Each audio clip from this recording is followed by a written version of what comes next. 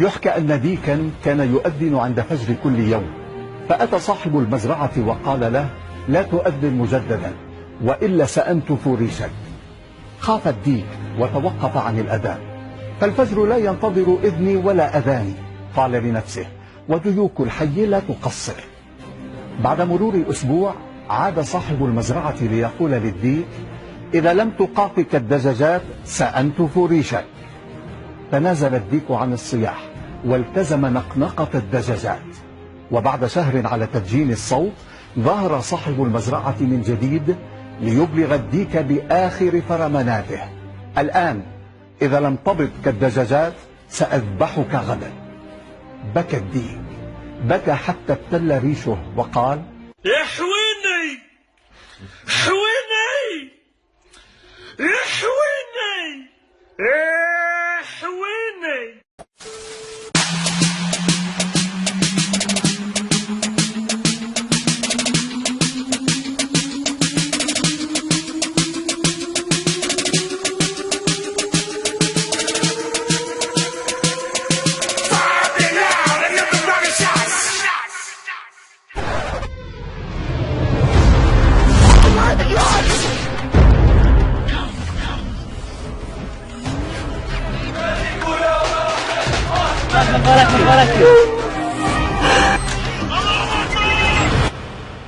إنني لا أصافح النساء.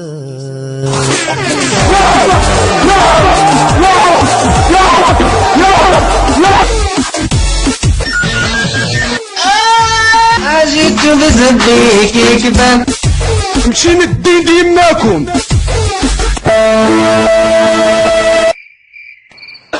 منكر، أنا ماشي الألم يا صاحبي.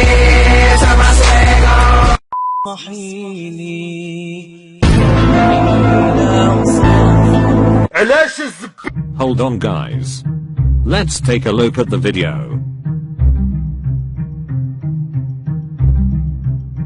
He can't serve for Honisa. Wait, this man can't serve for Honisa. Jesus. Is that true? Let's take a look at another video.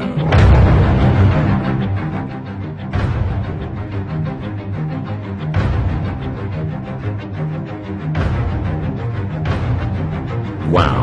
Did you see what he just did? That look. That's right.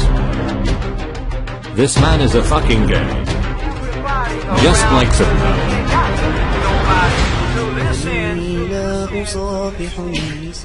I'm gay. I've been died. I've been died. I've been died. I've been died. I've been died. I've been died. I've been died.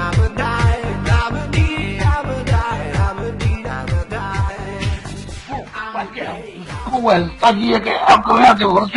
what the fuck were I, man?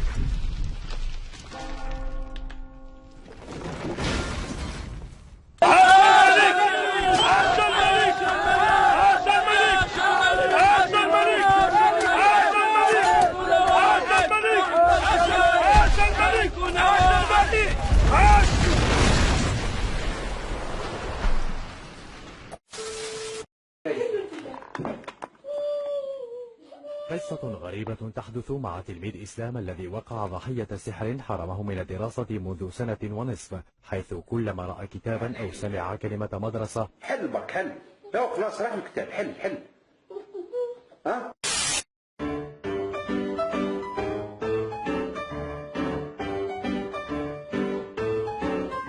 يصاب بإغماء مفاجئ مسحور بفقدان الرؤية وعدم القدرة على الكلام. You just got pranked, bro. Fuck you. You just got pranked. خرجنا من بيت عائلة شارف قاصدين مدرسة الشهيد العور الوناس أين يتمدرس تلميذ إسلام، لكن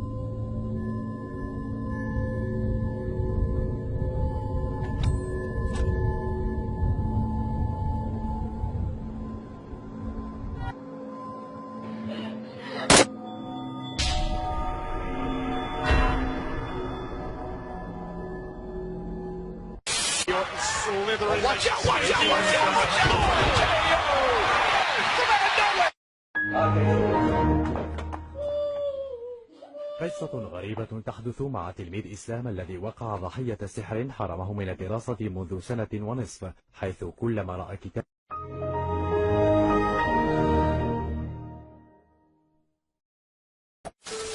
ان شاء الله كاين شي حاجه قريبه ان شاء الله. كاين فريق احلام، هو طويل زوين قراع فهمتي ابيض ظريف مفروح كما كنت باغا انا فريق احلام ديالي كان غير مفروح وكان